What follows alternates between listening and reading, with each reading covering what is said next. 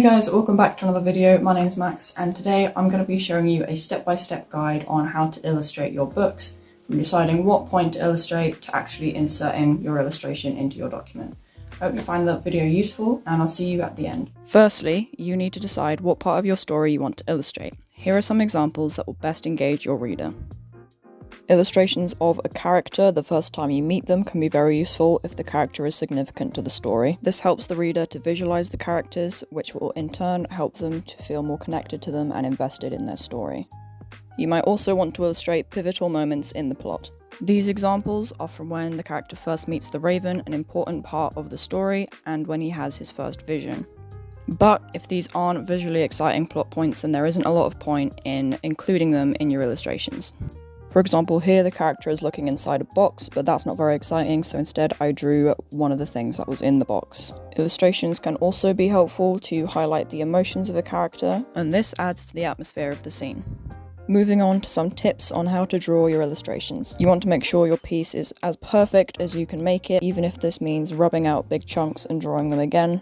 It's unlikely you'll find references to copy exactly, so maybe use one just to copy the pose and then change everything like the face and the surroundings. As you can see, the one I used is very different. In terms of materials, I would recommend fine liners because they're easy to use and come in lots of sizes. I would also recommend using ink, except that is a little bit harder to use. However, I would not recommend using biros because they have a sort of bluish tinge, but if you don't have the other two things, those work fine as well. For larger outlines, I like to use a size 3. As you can see, it's a little bit thicker. For outlining clothes, I like to use a size 2 because it's thin enough to get the details, but it's also thick enough to substantially cover the lines. For faces, I like to use a size 0.1 or 0.05 because it's very thin and so you can get all of the details accurately. Unfortunately, these sizes are not universal for every kind of pen, so I ended up using a really thick pen that wasn't actually the size it said it was, and it kind of ruined it a bit, and so I had to redo it. So I would always recommend swatching to make sure that the sizes are the sizes that you actually need. Another thing you need to consider when drawing your illustrations is keeping a consistent style. Here you can see various other illustrations I've done for this book, and you can see they're all very similar. To ensure you do this, make sure you use the same level of intricacy, the same kind of shading techniques, and the same level of realism. For example, I like to incorporate a high level of intricacy with sort of cross-hatching shading techniques and a very low level of realism. And here is the finished illustration. I'm now going to show you how to turn this into a digital format that you can put into your Word document. You really don't need to buy a fancy image scanner, you can just go outside and take a photo. This is the photo I got, as you can see, it's pretty good. First, go into editing on the gallery app on your phone, and you want to rotate and crop your image until it's the right way up and only the illustration is visible. You want to reduce your saturation to 0 so that the image is completely black and white, and set your brightness and exposure to roughly 30. Then move your contrast all the way up to 100. Next, open IBIS Paint and import your picture. Select background removal and select the areas of the image that are the actual image, and these little blue dots will appear. Once everything's selected, press the green tick and it will remove the background completely. Now you want to scroll around the edges of your illustration to see if there's any colour remaining from the paper, and if there isn't, then that's great, but if there is, you need to remove it.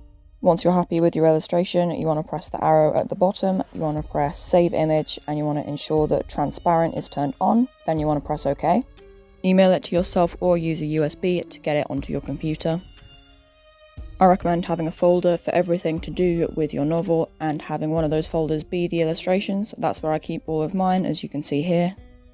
You want to open the document you intend to publish from, and you want to find the exact moment that the illustration happens. Then insert the image onto the page after that one, because if you put it before or on the same page, then you might see the illustration before reading about the thing happening, and that's kind of confusing for a reader. Once you've found that page, you want to put your cursor at the top of the screen, and then you want to press Insert, Pictures from this device, and then your folders should come up. Select the image you need and it will just appear in your document. Right-click it, press Wrap Text, and then Square, and make it bigger so it fills the whole page. Now there should be less text surrounding it, but still it makes the text on other pages uneven. There's probably a better way of doing this, but I highlight the text and I copy and paste it onto the page where it's supposed to be, and then that space will fill up with more text, and you just keep doing that until the page before it is completely full. Drag the image to the top of the page, place the cursor in front of any remaining lines and just press enter, and it will move on to the next page where it's supposed to be. And now you have your image, the only one on the page, in your document, and that's the end of the tutorial. Thank you for watching till the end of the video. I hope you enjoyed it and found it useful. Let me know in the comments if you did, or if you have any more questions, I will be more than happy to answer them. See you next time. Bye!